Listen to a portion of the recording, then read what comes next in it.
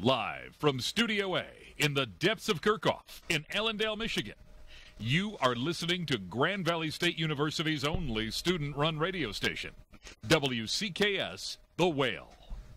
Live from Studio A. Such like the nicest radio voice I've ever heard. From the depths of Kirkhoff. Yeah, that was That was depths of Kirkhoff. It's the cave. Yeah. What? Wait. Yep. There we go. Okay, we got a good. Hey. Okay.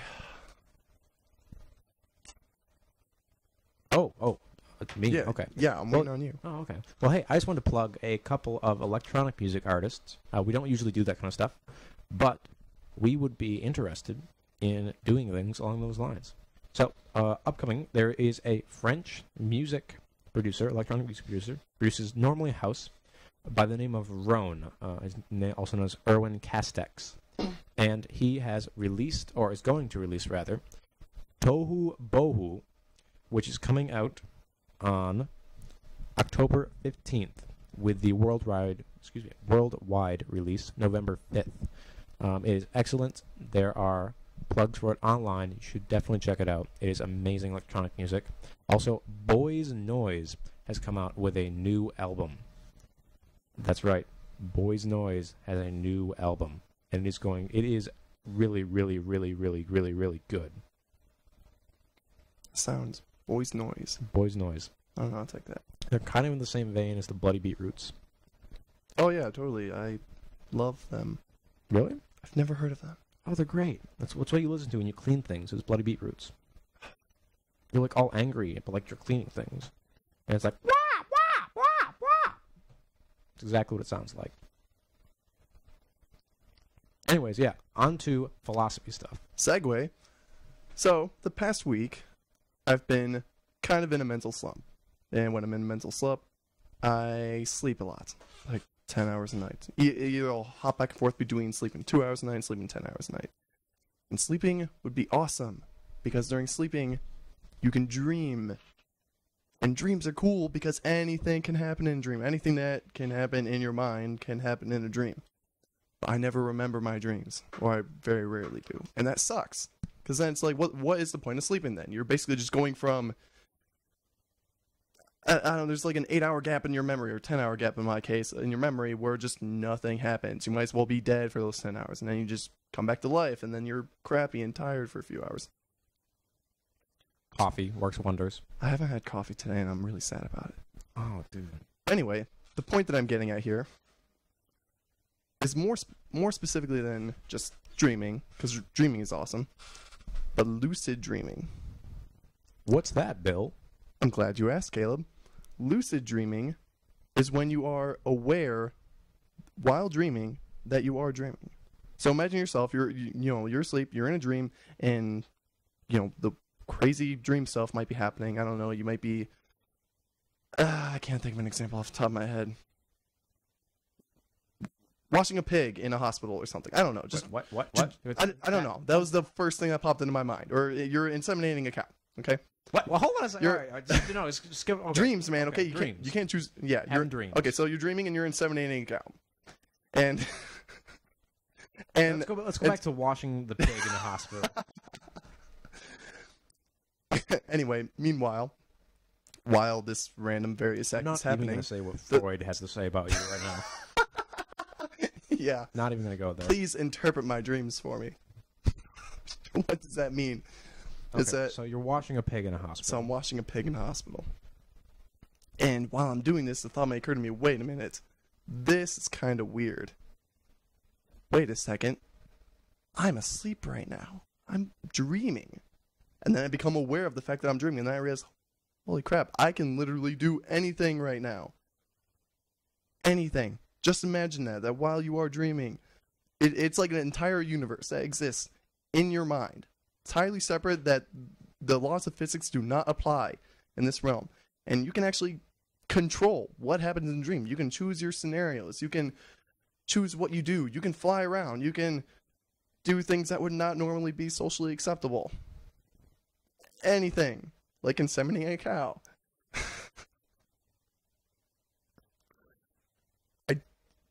Don't give me that look. I don't know. But How can we get a lucid dream, Bill? Also a very good question. I'm also glad you asked. I don't really know. Well, there are ways to train your mind to have lucid dreams regularly. And you can also train yourself to regularly remember, be aware, and control your dreams. So, there are several tricks in order to do this. One of them is to do a reality check. While you are awake, do reality checks. How? Well, there are certain things that differ from when you're awake than from when you're dreaming. Things like time perception is very, very distorted while you're dreaming. So if you look at a clock in real life, you can see the seconds go by. You can count the seconds that go by. If you look away for 5 seconds, you look at the clock, 5 seconds have gone by on the clock. But if you try seeing what time it is while you are dreaming, the clock may be very distorted, or the numbers may not really be clear to you. You won't really be able to count the seconds go by or anything. Here's another great method. Draw an A on your hand. I did that before, but I was worried about getting ink poisoning, basically. No, don't worry about it. It's no big deal. Well, if you're doing it every day. It stays on there for a couple of days. Yeah, but anyway. Well, Yeah. So draw an A on your hand, or some kind of like message to yourself.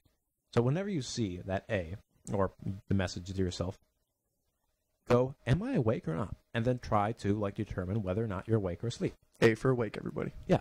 So the idea is that if you have it on your hand for long enough, like a week or two, when you dream next, it'll be in your dream because your body has, your mind has assumed that's now part of your body. And so you're dreaming and you look down and you see that A and you're like, hey, am I awake or asleep? Because you always do that. And then you go, hey, wait a second, I'm washing a pig in a hospital, so therefore I'm probably asleep. And then bam, a lucid dream. Well, it's not necessarily like, bam.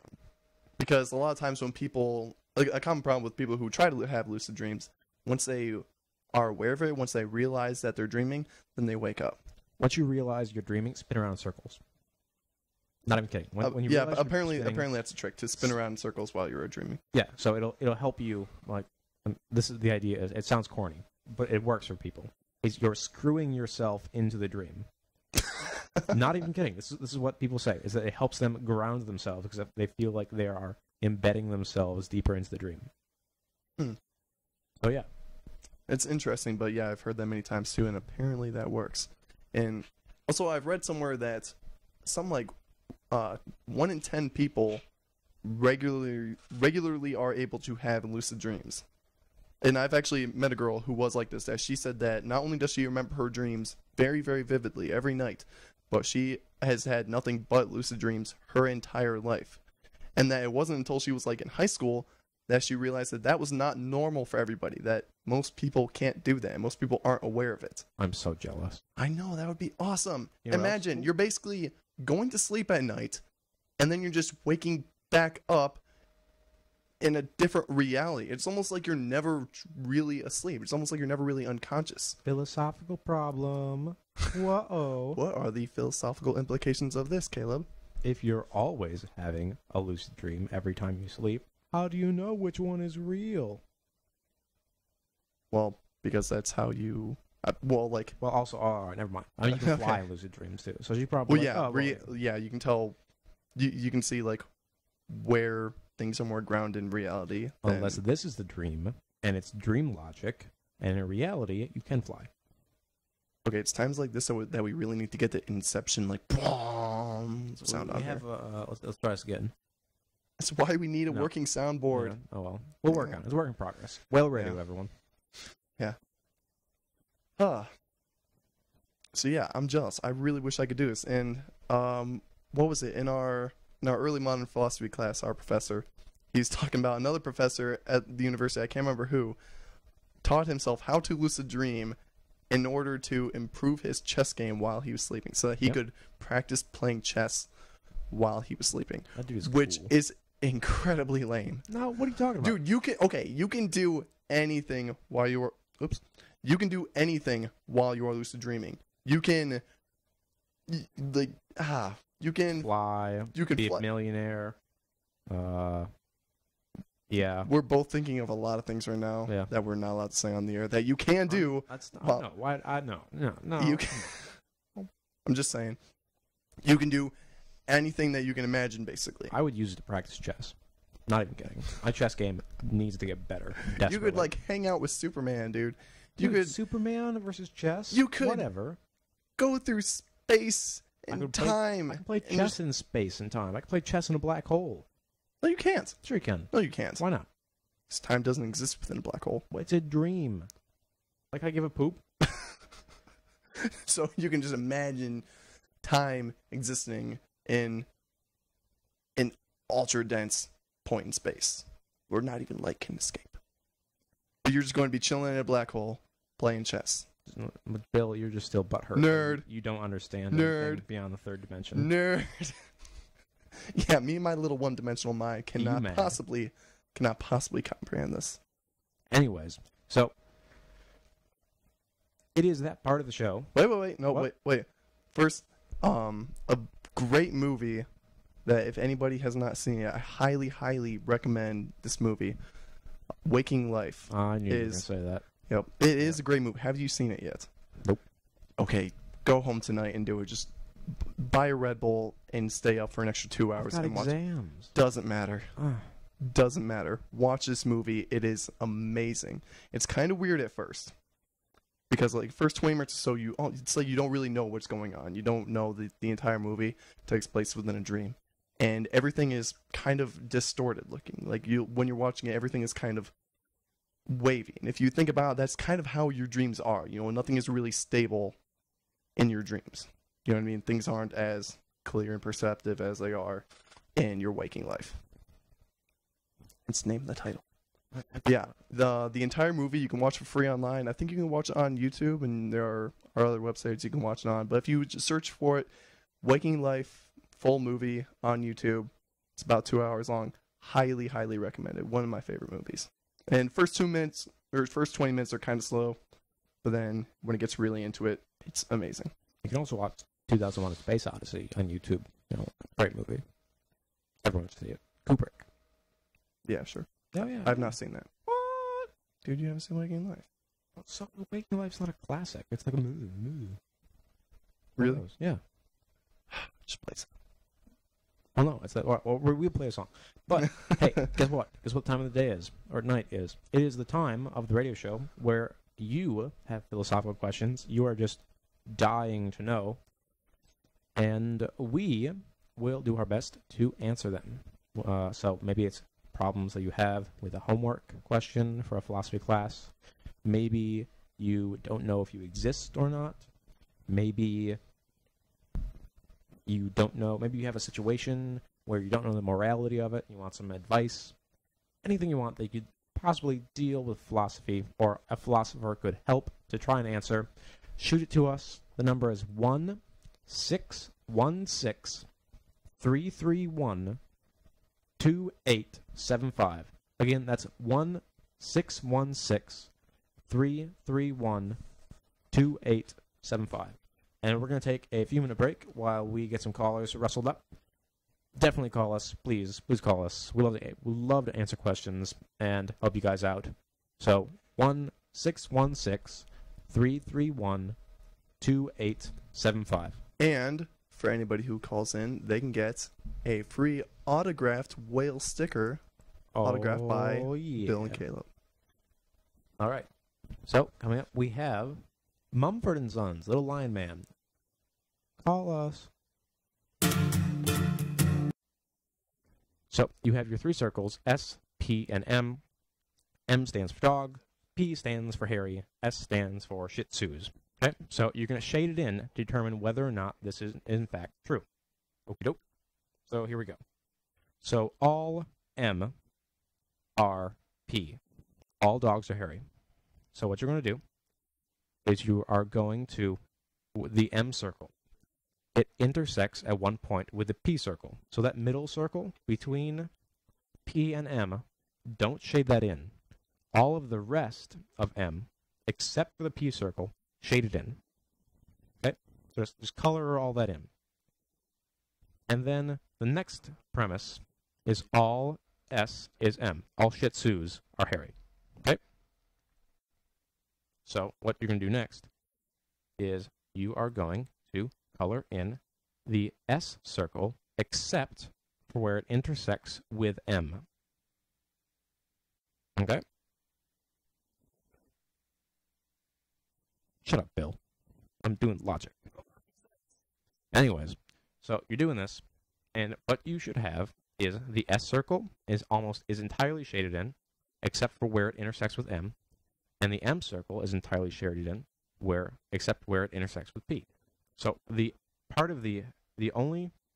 last thing, all S is P. All Shih Tzus are hairy. And if you look at the S circle, there should only be one space where it's not colored in. And guess what?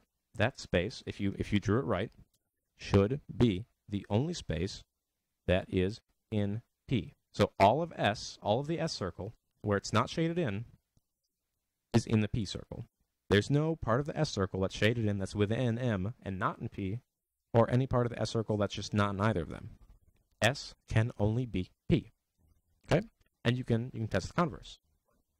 So let's look for one that's just not correct. Let us see.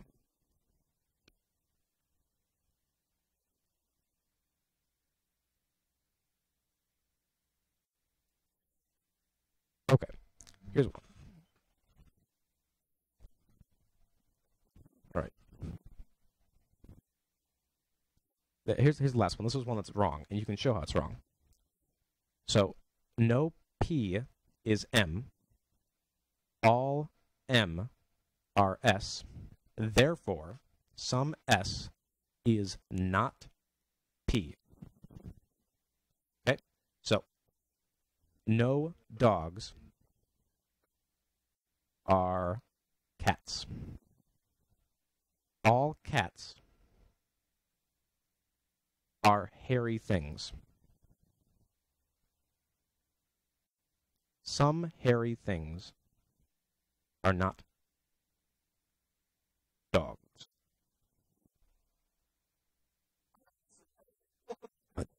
I've just lost myself.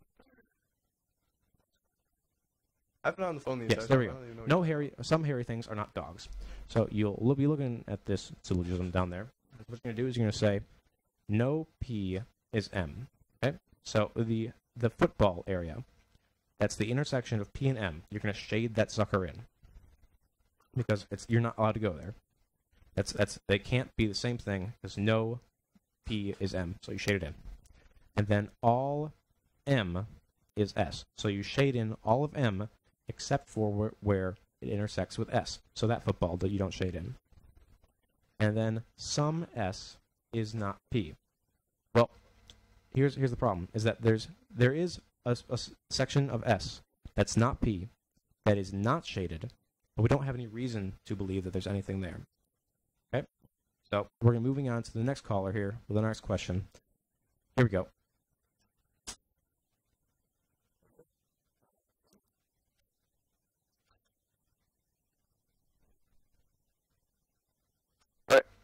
Caller, you are on the air on the Whale Radio. You have a question? Yeah, I wanted to know if real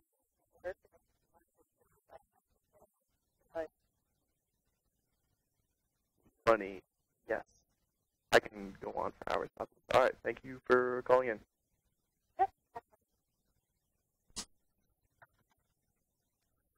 All right, so does money matter?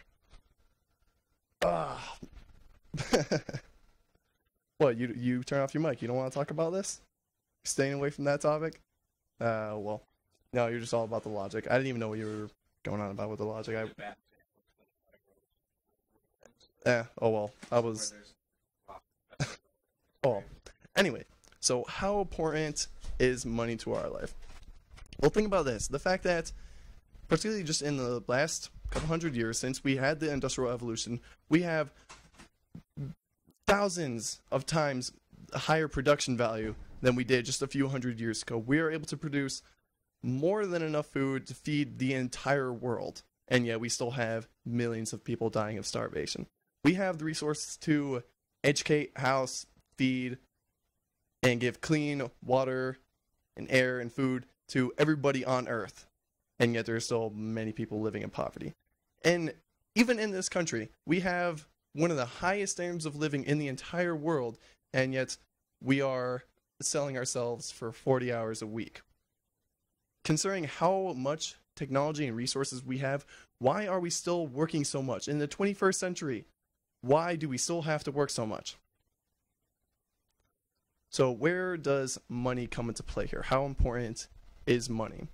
Well, when you take away our society, when you just look at the universe, money has no value whatsoever. It only has as much value as we give it. And I try not, but like me personally, I try not to place so much value on money, because if you do, well, yeah, money can never make you happy. Like, you know, for the sake of cliches, money can't buy happiness unless you buy a jet ski. But other than that, money only has as much value as you can really place on. Other than that, you know, if you take away the money, what value does your life have? So, personally, yes, we are spending too much of our time selling our souls to try to, quote-unquote, earn a living instead of actually living. And then, say a lot of times, like during the summer, when you're working 40-hour-a-week jobs for college students, when you're working during the summer, during a lot of our free time, we're not really spending it living, I guess. Like, say for me, on my days off, I would work 5 days a week, and then on my 2 days off, I would use those 2 days to sit at my apartment and not really do a whole lot. So I was earning all this money, but then I wasn't really using that money to make myself happy at all. I was just saving it. Just using it to get by. I was just working so that I could have enough money to stay out of poverty, basically. Save up my money and eventually pay off my mountains of debt.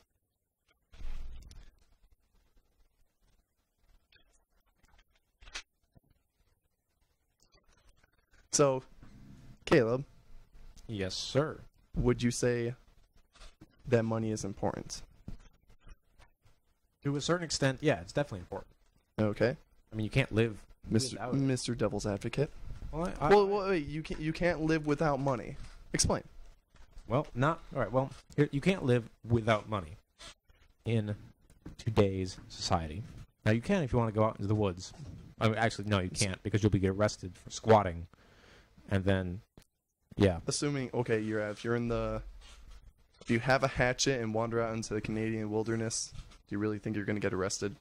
Well, you might. I mean, technically, you are on government property, and you're just like sitting around there. And you're not allowed to be camping there. Technically. But if you want to get deeper than that, you can say, like, well, how does the government really own property? Like, how do we, as just a single species, how do we own property? How do we own land when we're just, habitating the land? That is going to have to be a topic for another night. That's a whole different topic. Because yes. that is a lot of stuff to talk about. But Oh, yes, yeah. In terms of, like, you can't exist without money. Let's face it. There's no more. You can't be Walden anymore. You can't be. I mean, the idea of like a grizzly man. You mean Thoreau? No, not Thoreau. The guy who went out into the Alaskan wilderness, Well, I know, Not grizzly. I know you The, said you said Walden, but into the wild or something like that. Yeah. That oh guy. yeah, the Into the Wild guy. Yeah. Yeah. Not grizzly man. Duh. Anyways, I don't know what you're talking about there. that's the Anyway. guy who lived with bears. You know, that was only, 10, 12 years? I think it was like late 90s when that happened. And Yeah, it was. yeah, basically he hit the road with, he started out with just like a, pocket full of money, maybe like $100 or $200 in the car. He hit the road. He eventually abandoned his car, burned all his money, and then he just hitchhiked from there for years. I think for probably 2, 3, maybe 4 years. Well, he died because he starved. But he also lived more so Not than that we long. are. Well, all right. Well, are we? During those just few years, Well, hold on a second. He did do a lot during those few years. I'll give him quality over quantity. not necessarily. Okay, let's hear Because it. I'll be honest. We work too bloody much. Too much. We work more. We will work more than our parents worked. So all the hours they put in to get the things that we get, that they gave to us and provided us, we will have to work more hours than they did. Spend more time on our work to provide the same things, even if we're making the same amount of money, or like we're gonna. It's always been this way. So the generation prior to us is always doing less work to provide the things. So your grandparents, they worked less hours than your parents. You are most likely working.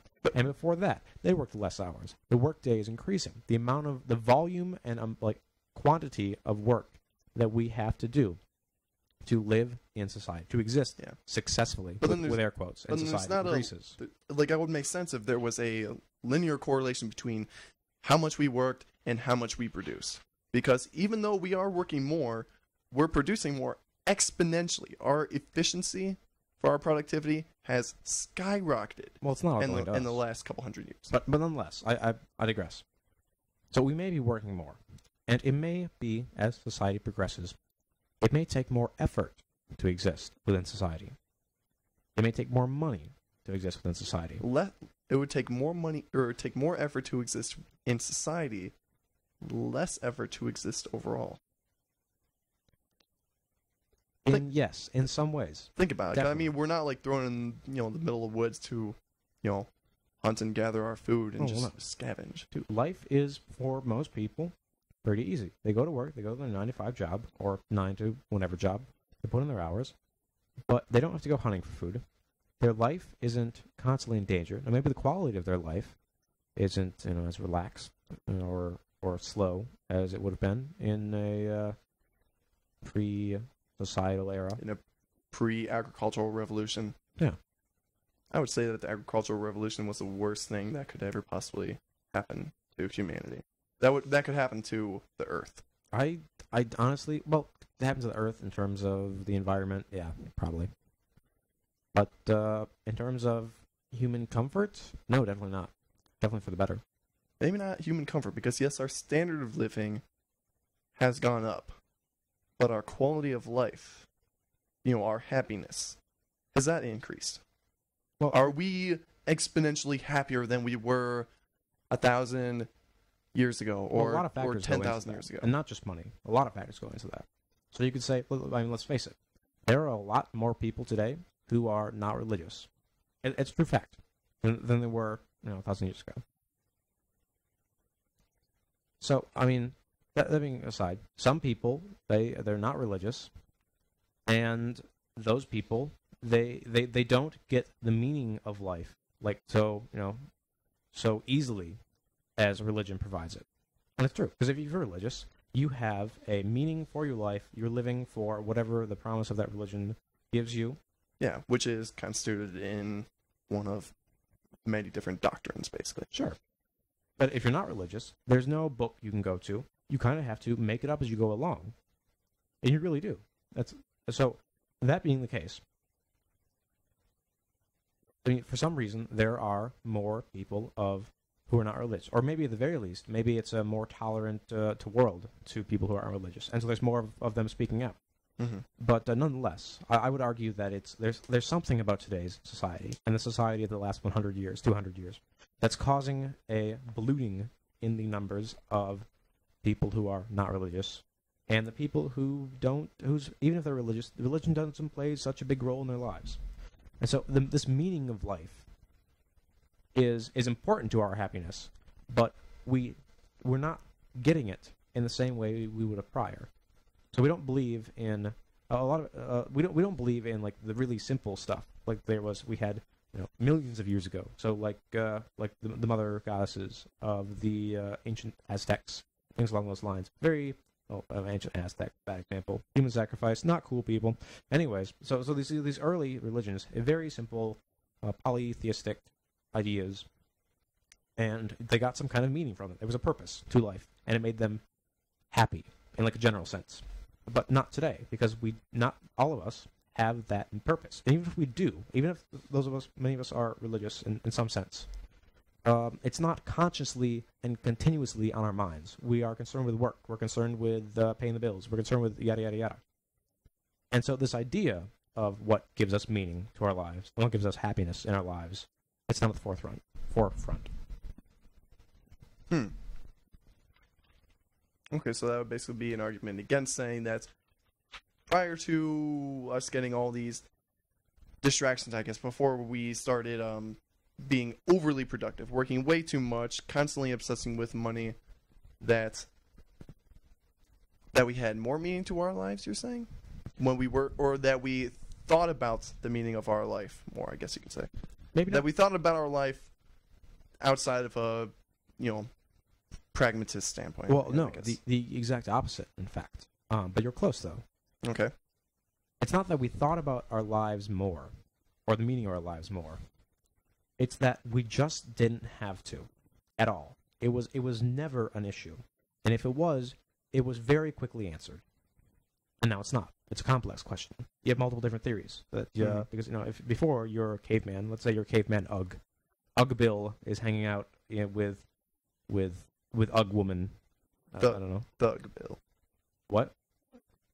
Dude, Ugg life, man. they see me rolling The Ugg. with my stone wheels. don't choose they the- hating. You don't choose the Ugg life. Ugg life chooses you. Carry on. I don't even know. Carry on. Whale radio. By the way, where nothing can be taken seriously. by the way, as a argument, early religions were not simple, just different, but just as complex. I mean, that's something that you can't really place judgment on. I'm talking about like these really- ideas were simple, these ideas are complex. I'm talking about super duper early religion. Like oh, it rained. The rain god must be happy. yeah, something like long before the polytheism of the Egyptians or things along those lines, where there was a very complex structure to it and it interplays between the gods and goddesses. Mm-hmm. And it became complex over time. I'm talking like first religions. Like When you're nomads. chilling in your cave, and there's no one around you. There's no big civilization. It's you and your tribe of Ugg people, and there's no one to like say, "Hey, you're wrong because we believe this, and we have reasons why we believe this, and they're different than your reasons, and you have to decide." Well, yeah, that was just because civilizations were more isolated then. There was less room for conflict, basically. Exactly. Populations Like- were much more isolated. Yeah, I mean, yeah, I think like the earliest cities were like 2000 BC, but Mhm. earlier than that, probably more Well, than probably earlier than two K. yeah, I think definitely have to be. Okay, we'll say more than 5,000 years ago. I don't know exactly, but we'll say We don't have exact more than numbers. 5,000 years ago. Either way, mankind has been around for much longer than that. Yeah. Back before cities became commonplace throughout, before cities started being built throughout the world. Generally, people lived in small, isolated communities. And maybe not even people. Maybe not Homo sapiens. Maybe like What pre- with Neanderthals and Homo sapiens living side by side. well, not as well. Neanderthals actually. There is some evidence This guy's to so off topic. believe that it happens all the time. Whatever. Yeah, whatever. It's a cool topic. Yeah. That they did have some kind of like evidence of symbolic thinking. So they have beliefs of some kind. But I digress. These early there was no conflict, and now there is, and now you have to decide. Well, what is right? What makes me happy? Why does it make me happy? Is it a good kind of happiness? Could I get more happiness? What will make me the most happy? And you have all these questions. They're being bombarded with it, and you can't avoid them because you see stuff. You're watching television. You want to take a break from your work and thoughts, and you sit down and you see a beautiful girl on some like lipstick commercial, and you're meant to like want this lipstick, and it'll make you happier if you do. And the reason they'll make you happier is because you can look just as pretty as this girl if you do that. Because being pretty is good. Because it is. Because don't worry about it. And so you have all like this stuff that is constantly being like crammed like at you from every single angle, and you cannot avoid it. You cannot avoid philosophical questions ever. Everybody's a philosopher. Everyone has to be. You're not allowed not to be, Unless you're a vegetable. unless you're a vegetable. Mm-hmm. I'm not a vegetable. Anyway, so okay, you're saying that like naturally we seek meaning, but in common society we kind of tend to stray away from those big questions. We kind of lost that dimension of depth, I guess you could say. And so we don't really ask ourselves these big questions so much anymore. We get distracted by things like money, jobs. We have all these obligations. We have meetings to go to. We have to go to work. We have classes to do. We have projects that we need to finish. We have promises that we make to our friends to go to their events or anything. We have so many more things that we had going on. Even just in the grand scheme of things, it wasn't that long ago before none of these things were even important. In the grand scheme of things, mankind has been around for very, very, very long time. And society, as we now imagine it, has only been around for a blink of human civilization. And prior to that, we didn't have all these questions, and they were able to survive just fine. And arguably, they could have been much happier than us too, because they didn't have to work so much, so they had more time to actually live their lives. They didn't have the obligation, so they were able to actually live more. They were able to, dance and play games and sing songs and, tell stories, go exploring, go swimming, all these things. They had more time to do all those things, because even like hunter-gatherers, they only had to actually spend maybe like 4 hours a day, hunting and gathering their food. Something like that. To provide for a family. You know what I mean? I'm glad this topic got brought up, because it seems like we're going in a different direction than the original question. The original question was, why is money all that important, and why do we work so much? Well, I'm saying I'm saying yes.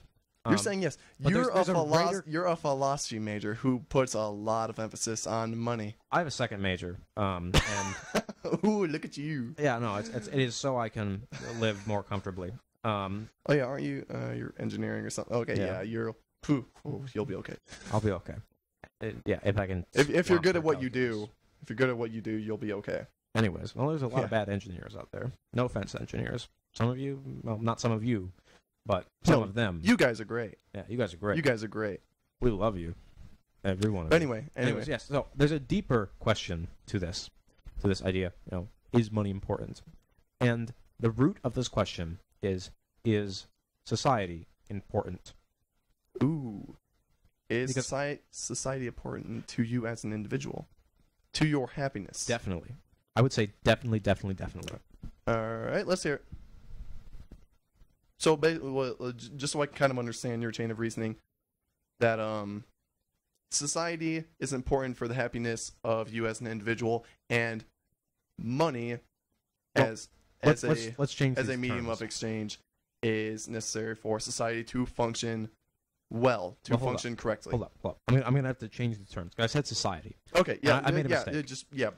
Define your term. I already say I can't exist without society of some kind. It's not just going to work. Yeah, humans it's not possible for humans to exist as solitary animals. It just would not work. So we have to exist in some kind of collective, in some kind. And I'm always going to say, yes, there's going to be society. You can't live without society. And if you did, even if it was possible, and it's not, it would be bad. Because I really, really like, Hobbes. I'm sorry. It's true. I like Hobbes. He's a great guy. Except for some things. I'm indifferent. He had this whole dictatorship thing that I'm not so hot on, but Yeah, but so did Plato, kind of. I'm okay with Plato. Philosopher Kings? Go Philosopher Kings. I'm okay with this. That puts me on the fast track to, being a lot better off than I would be right now. So yeah, right. Yeah, we'll be running for office next year. Oh, might as well be. I was a political science major, but then we'd probably be dead by the time we're 28. But anyway, going on. So, you can't exist without society. So the question that I should be asking is, can you live happily without civilization, or better, is civilization better for you in terms of happiness and in terms of other things? And I'm going to say clearly yes. Civilization, it's the root of some of man's problems, but not in the sense that it is the cause of man's problems. So civilization is not the cause of man's wicked tendencies, air quotes. We have these, I'm going to say we have these drives, these instincts to do things. And some of these drives that we have to control if we want to exist in civilization. Now, I'm not big on the Freud that much, but he does bring up a point that we can use as a means of understanding what I say when we have these drives. And he says that there are two main drives, the sex and the death drive. And Death Drive. Sounds like an awesome band name. Yeah, it probably is, honestly. Yeah. Eros and Thanatos are the names of the two drives. So, sex drive, well, obviously, most of us have sex drives, and we're interested in procreating, one, because it's good for the species, and two, well, I mean, come on, And then the other one is the death drive, is that we have this instinctual urge for violence. And in some senses, you can say that, hey, we do, because look at it. Everything we do has some kind of like violent context. You know, video games, everything. Everything. For Freud, I don't agree with Freud in a sense, but for Freud, everything we do can be directly tied back to these two drives, sex and death. Everything. But I feel like you're kind of misrepresenting that too, because like death drive, yeah, that's kind of saying that when we have like a violent drive, that it means that we have violence towards another person. And that's kind of misrepresented because, like, yeah, we have like an aggressive drive, which is basically saying that like when we have obstacles, we have an aggressive drive, which motivates us to overcome those obstacles, even if it's like getting to class on time. You know, you have an aggressive drive to like kicks your butt into gear that makes you hurry up and get to class. Not aggressive drive. Well, I mean, sort of. But I mean, it's kind of like the same thing. You're like representing it, like you're like referring it to Freud. It's like this. You remember Nietzsche, the philosopher Nietzsche? Love Nietzsche. Yeah. He has this whole thing, will to power. Yes. Yeah. I mean, you can kind of sort of think of it like that. So it is the drive. I mean, that's why for Freud we have to exist. Evolutionary. We have two drives, and there's only two drives there could be for him. But I mean, I disagree. You might too. But I think everybody pretty much disagrees with Freud. Your drive to procreate, because if you didn't have a drive to procreate, well, then you probably your genes would die out. And then your second drive, your drive to dominate.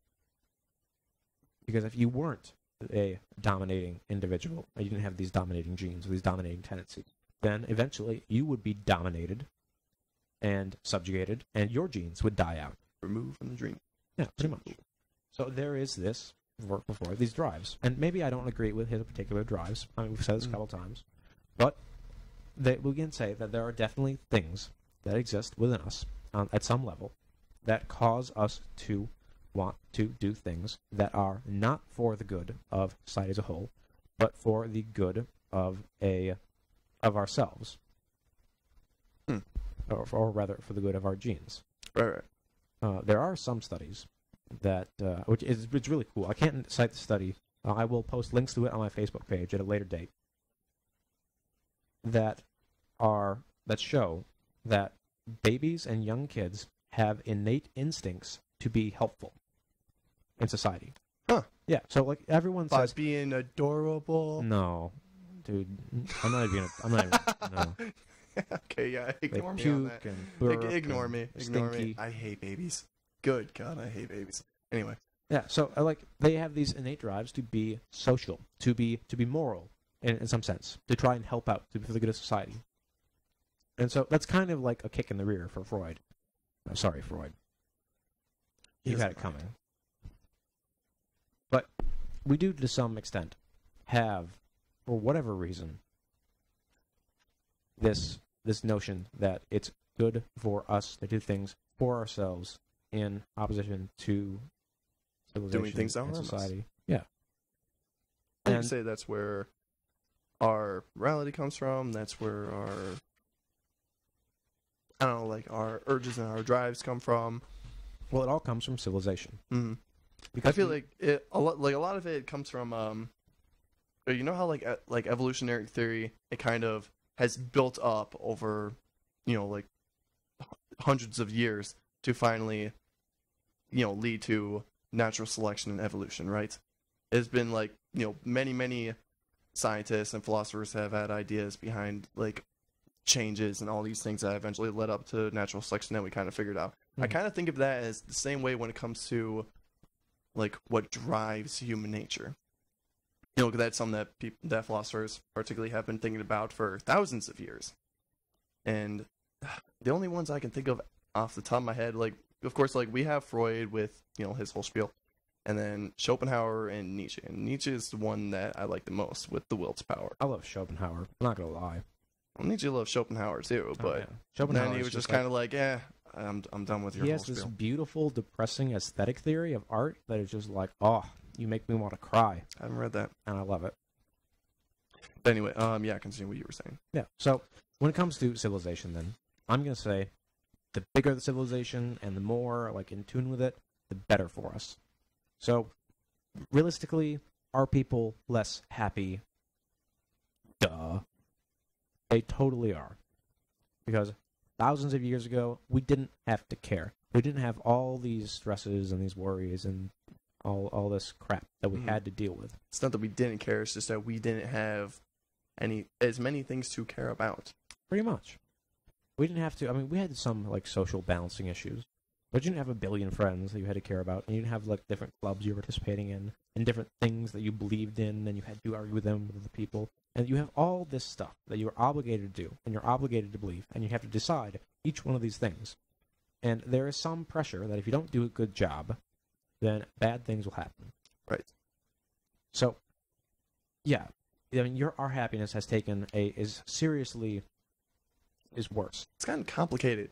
And on top of that, civilization has caused social disorders, like up the wazoo. In fact, the more integrated our civilization gets, it seems like the more mental disorders we find, Mm-hmm. you know, and the more that are created due to different changing world, because there's more for us to balance. And then It's like the more we learn, the more we figure out how much is wrong with us. exactly. Yeah. But Here's here's the like, kicker. is it an emerging problem, or are we just becoming more open to it? Like, is it a problem that's always been there, or I honestly don't know. I really couldn't say. it's a different discussion? But here's the kicker, though, and it's this: without civilization, where would we be? We wouldn't have the ability to have as many answers to these questions of philosophy, these questions of meaning, questions of purpose, as we do now. And let's face it. Let us face the fact that there are most of us out there who believe there is one right answer. And even if you're a person out there who says, no, I don't believe there's one right answer. As long as there's nobody around to contradict you, then for you as an individual, that's fine. Like, if it makes you happy to have like one very strict belief, then if you believe that wholeheartedly, if you have full faith in it, then you can be happy from that. But because we live in a global society now, essentially, there are plenty of people around to contradict you, and we don't like that. No, we don't. And of course, I'm saying most of us believe there's one right answer, whether it's a particular religion or another. And of course, be polite about it. You know, there is a way to approach these things. But the issue is, we all believe there's one right answer, and there's a lot of answers out there, and we are obligated, or not just our happiness, but the happiness of the greater world in general, to come to some kind of deliberate understanding of what this right answer could be, and if there is a right answer. And we're obligated to do this. We are. It's a moral duty. We're obligated to question our own beliefs as strongly as we question another's. Moral of the story: if you just anybody who does have like a strict faith or like one strict worldview, you have to accept the fact that it may not be absolute. Because you believe it to be absolutely true, it is not necessarily fact. Like, you have to understand that there are many, many more people out there who do not believe what you believe, and they are not necessarily wrong for disagreeing with you. And also accept the fact that even as you grow older, your beliefs change. But during the time when you have a belief, you believe it to be absolutely true.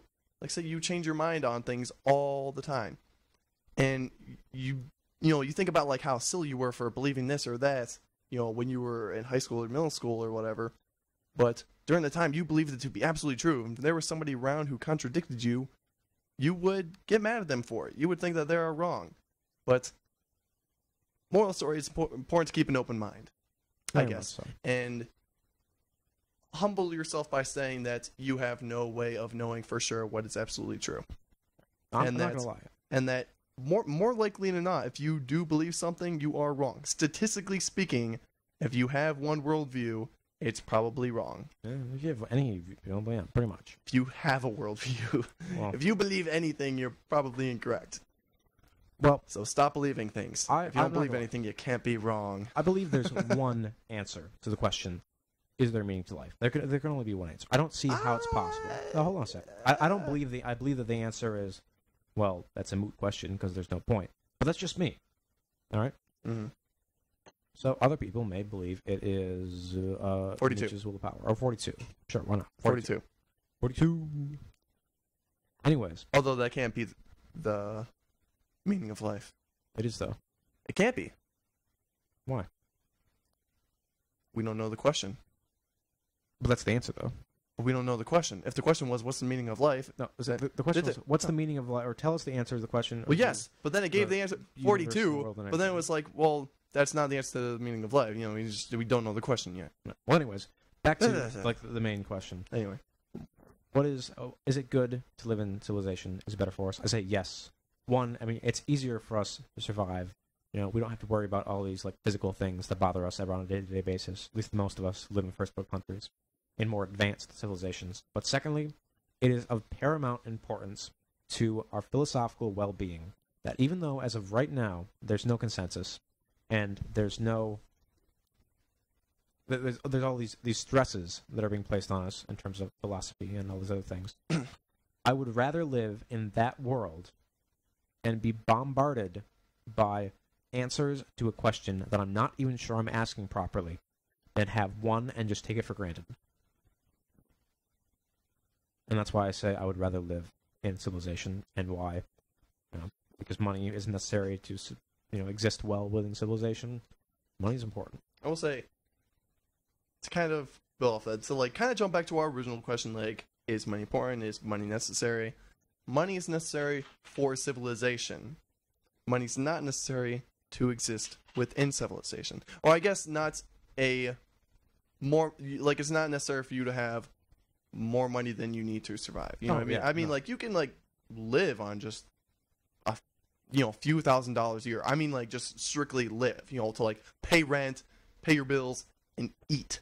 There is a moral It's only theory just a few $1,000s, in like terms less of than $10,000. utilitarianism. I want to say it's marginal utility, which is the idea that you should exist at a certain level of income, and everything else goes to charity that you make. Right. So Yeah, and strictly speaking of that, then yes, you can survive on that, and then you can still take full advantage of what you can gain from society, from civilization, by having many people that you can talk to have conversations with and expand your mind and live fully from. So that just kind of like brings our arguments together, I guess. yeah, But I guess so. I mean, I don't know. I think it would be awesome to kind of go the way of Thoreau, and just, I mean, like, he like just lived in a cabin along the lake, but he was not completely shut off from civilization, because he did only live like 2 or 3 miles away from town. Well, why and don't we talk about that next week? And he still did go to the bar all the time. We can examine. I want to say it as pastoralism, the idea that nature is better, or something like that. Edification. Of nature. Pastoralism. Yeah, pastoralism. I'm pretty sure that's what it's called. Huh. We should look into that for next week. We should. All right, we have a topic for next week. All right. Woo! We're gonna take a break for a minute or so. And we did not even touch on free will. And That's up determinism. next. We got free will and determinism. We coming got up 20 next. minutes. We're gonna figure out if you have free will or not in the next 20 minutes. All right, here we go. Brooke Fraser, Something in the Water, and then we're right back on. Woo! Whale Radio. Hey, and we're back, and we are going to show why you don't have free will. Well, we're gonna talk about it. I don't know if you have free will or not. Well, you don't. All right. Well, we have about 15 minutes to figure this out. 16. To figure out if anything that you do is actually by your own free will, if you are choosing to listen to this right now, or if Big Brother is making you listen to this right now. All right, well, here we go. Reasons you don't have free will. Well, there's a whole All bunch right. of them. We're gonna give the TLDR version. TLDR.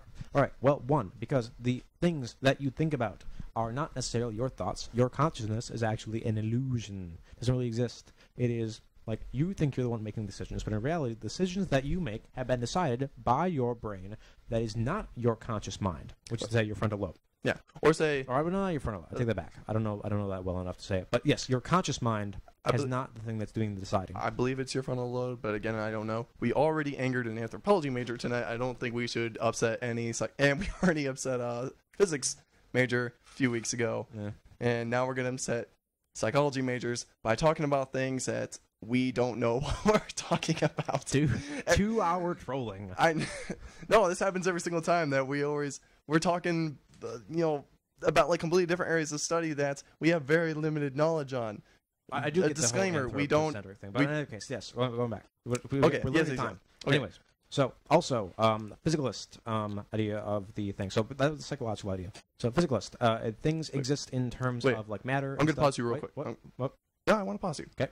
Okay, I want to jump back to the to what you were saying before. Just recently, I remember hearing about a study about they were able to like say put people into MRIs and like scan their brain and like say they would give them a decision, Yes. and that's like like in their brain chemistry made the decision before they actually consciously made a decision. Yes. So you're not making a Meaning that decision. like the brain activity was already in place before you even consciously like thought about the choice itself. So yeah, I it's guess- not I guess you, you're saying. which is the thing that's the I. So Like- your concept of the I, which is yourself, the thinking thing in your brain, Yeah. is not making the decisions. Meaning like say your brain, like the neurons are already firing in your brain that tells you to move your arm before you consciously choose to move your arm. Like just like right now, stick your arm out in front of you right now.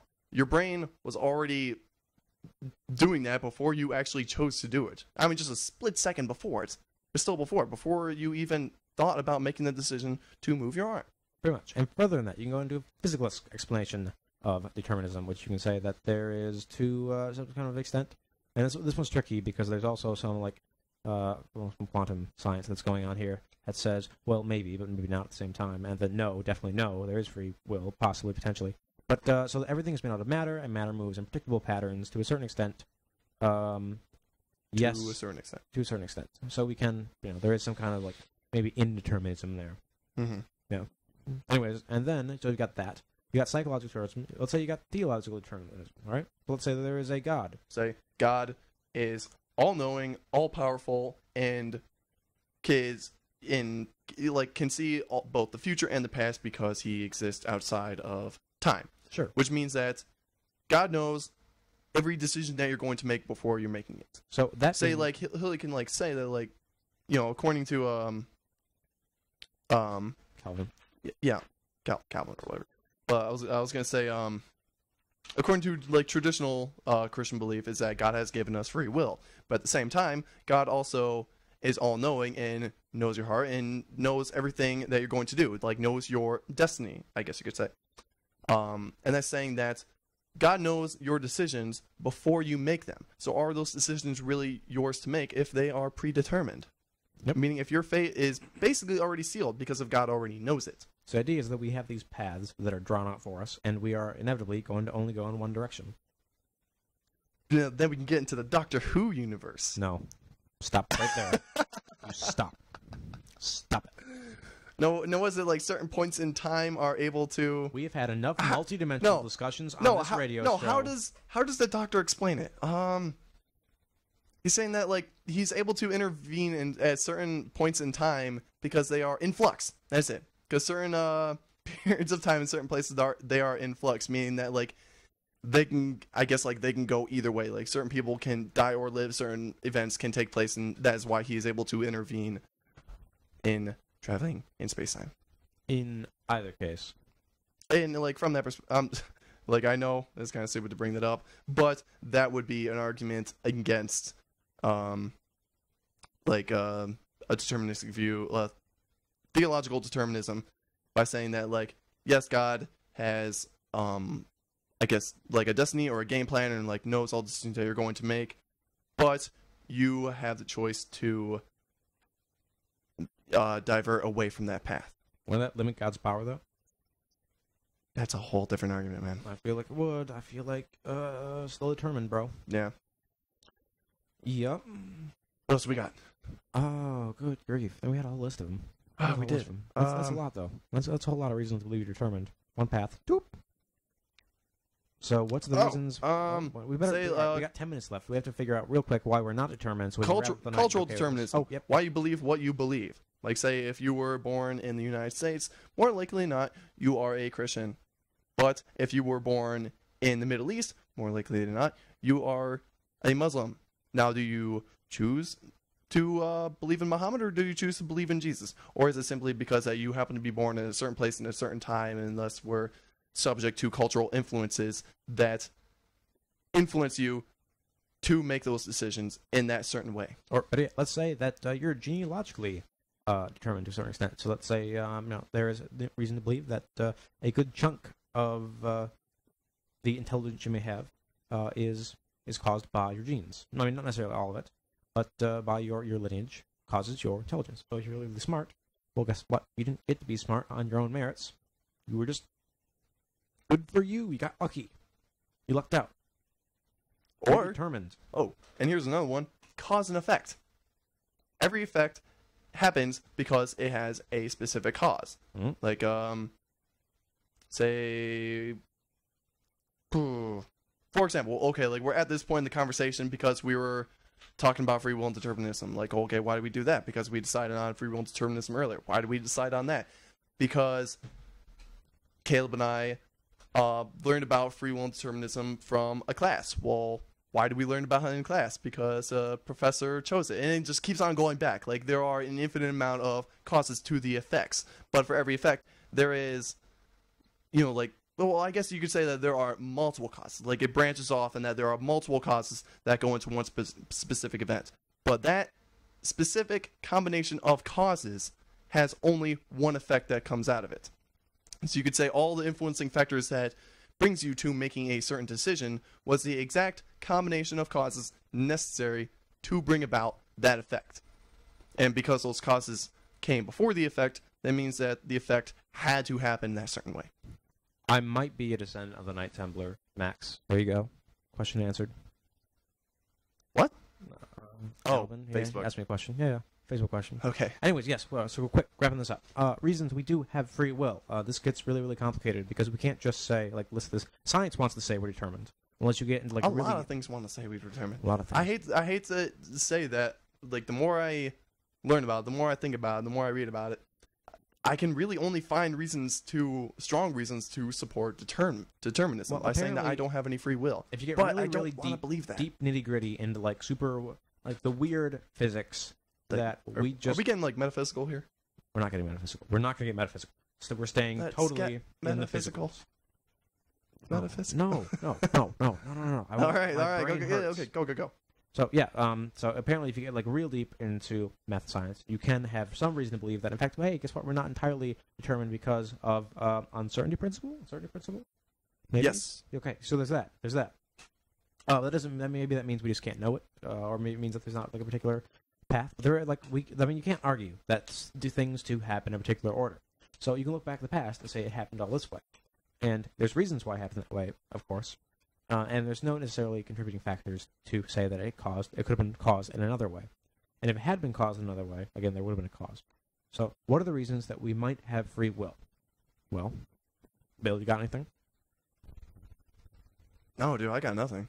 I mean, I can't argue against the fact that we definitely have the appearance of free will. We definitely believe that when we make decisions, we believe that we are truly and honestly making those decisions.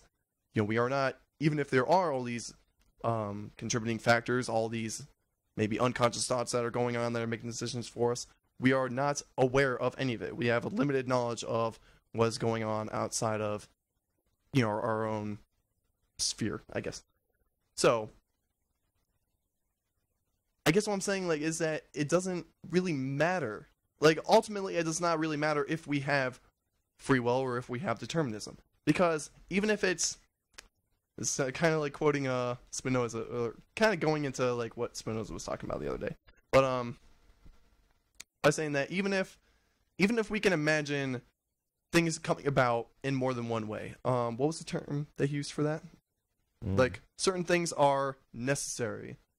Like, say, it's necessary for a triangle to have three sides. Oh, yeah. The order of things. Yeah, okay, you can just say necessary. No, but like, for things to, like, I could be in this room right now, or I could have been at home. Sufficient. No. Yeah. There's a different word for it. It was impossible, possible, but not actual. Yes, Sufficient. but there was a word then- for, like, but anyway. So, okay, so let's say we have certain things that are necessarily true that can't happen any other way. Like, it's impossible to imagine a triangle that has more or less than three sides, right? But say there are certain things that are true. Like, I am in this room right now, but I do not have to be in this room right now. I could be home right now, or I could be in the library studying. You know, I can be